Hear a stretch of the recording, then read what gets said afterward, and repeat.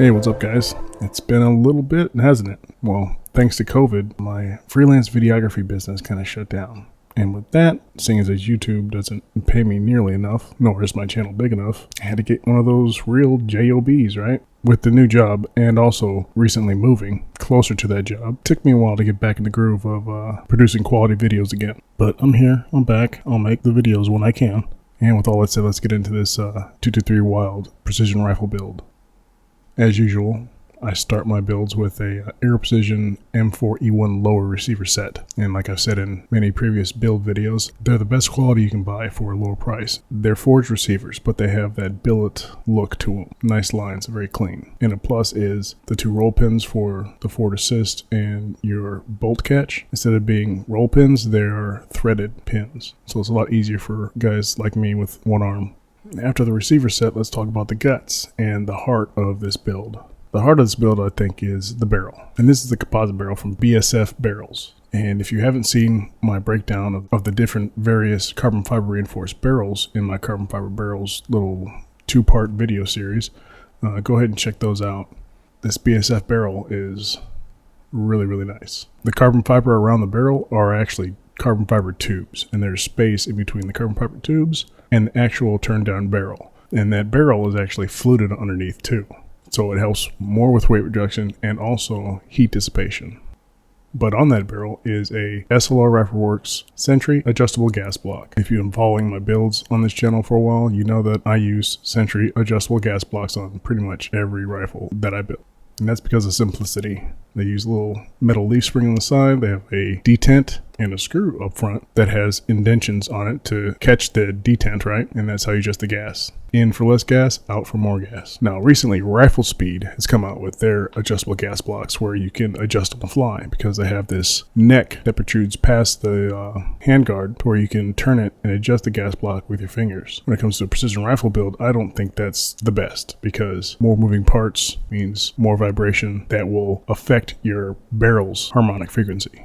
And with that, at the end of the barrel, I have a Surefire 3-prong flash hider. Now, this is just the flash hider. It's not the QD suppressor mount, but these 3-prong flash hiders have a little trick that you can utilize that may help with accuracy. Essentially using the 3 prongs of the flash hider as a tuning fork to help tune your barrel. But that little trick with the 3-prong flash hider can also be coupled with a couple other tricks to help get more accuracy out of your barrel on an AR. But that is going to be on its own. It's too much to go over in this video.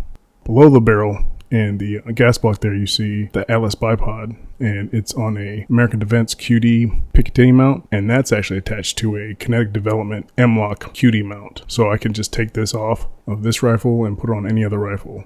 But because this is a QD mount, you see where it's located right up at the front because you want it as far forward as possible to get the most stability out of your bipod. But with this build, I had a little issue, and it pertains to the gas block, and I'll show you more when we get to the range.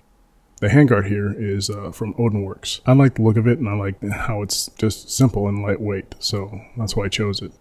Now, I build a lot of guns, and this was one of my COVID builds. And I have a few bolt carriers around, and I just threw general bolt carrier in there. I don't know what brand this is, but the trigger is a LaRue MBT 2-stage trigger. And with LaRue selling this trigger for under $100, it gives guys like some stiff competition. At the back of the receiver is a Law Tactical folder. If you're going to get a folder for your AR, I highly recommend the Law folders. I mean, they're built to last. And I also think as stock folders for ARs come, I think it's just more aesthetically pleasing than the other ones that kind of look awkward. Now, the combo that I really, really like on this rifle is B5 Systems Carbine Precision Rifle Adjustable Stock and their grip. That new grip with its stippling, its texture, I don't think any other AR grip out there can compare. Now, everyone has their own opinions. That's my opinion, but I really do think that the B5 stock and grip should be standard on all AR builds. Not this precision rifle stock, but like the general stock. And under the stock is monopod from B&T. Now to round it all up is the optic on top, and it's from Vector Optics. It's their 4 to 24 times Continental rifle scope. Now, majority of my scopes are first focal plane, and this is the first scope that I have that is a second focal plane. After getting this second focal plane scope, I really enjoy it. It's got good clear glass, and the one thing that I really liked about it was the forgiveness it had in its eye relief at full magnification. Usually the cheaper the scope you get, the lower the quality it is, and right away you can tell when you go to full magnification, the eye relief at full magnification usually gets really, really shallow. Like you have to get your eye in one spot and that spot only, and if you breathe, you're gonna get out of that sweet spot. But this scope was fairly forgiving. Now, I don't know if that's where second focal planes have more forgiveness when it comes to the eye relief than like a first focal plane, or if it is in fact quality. I don't know, I'll have to get back to you on that one. Now this scope's gonna have its own video review like the rest of my scopes do. But with that, let's get to the range.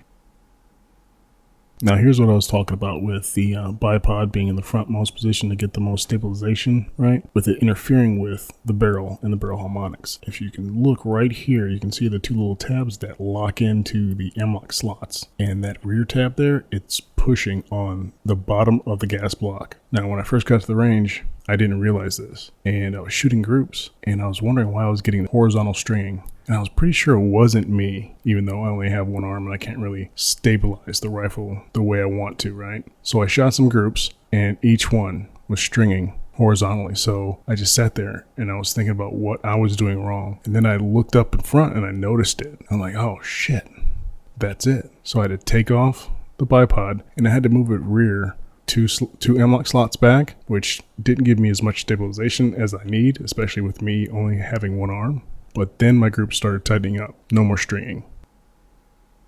Now, it takes me a while to get set up and to get in a comfortable position to where I can shoot decent groups. And I tried using my Fix-It Sticks bag as like a rear bag to kind of give me some support because the monopod was just barely hanging on the table. I was getting okay groups, but I know it could get better. So I had to adjust it again to get the rifle on the bench more so that I could use and utilize that monopod. And once I did, my groups obviously got better. You can see I adjusted the Atlas bipod up and out so I could get that monopod there on the back on the bench so that my shooting position would be as stable as possible. And you can see that the bipod is moved like 2 M-lock slots back behind the gas block, so there was no interference in barrel harmonics. Here are the groups that I had with the horizontal stringing in the first round of groups that I shot. And this, I guess, is my best group out of not really having enough support. Now, after I adjusted the support and fixed the barrel harmonic issue with the bipod and all that stuff, these are the groups that I got. And this was my best group. Now, there's definitely going to be more to come with this rifle. I'm really going to push the limits of myself and this build to see what it can really do. I'll take it out again with this scope from Vector Optics. Maybe if they send me one of their first focal plane scopes, we'll see if I can get the group tightened up. Really, first focal, second focal doesn't matter as long as you got the magnification and the parallax set correctly and it's a decent scope. You should be getting some pretty good groups, obviously depending on the build. But that's about it for this video. If you guys liked it, give it a thumbs up.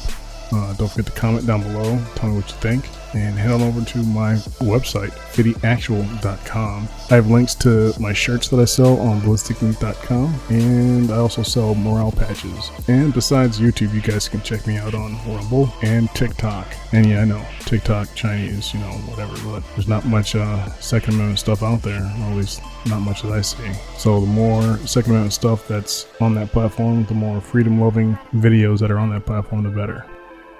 See you next time.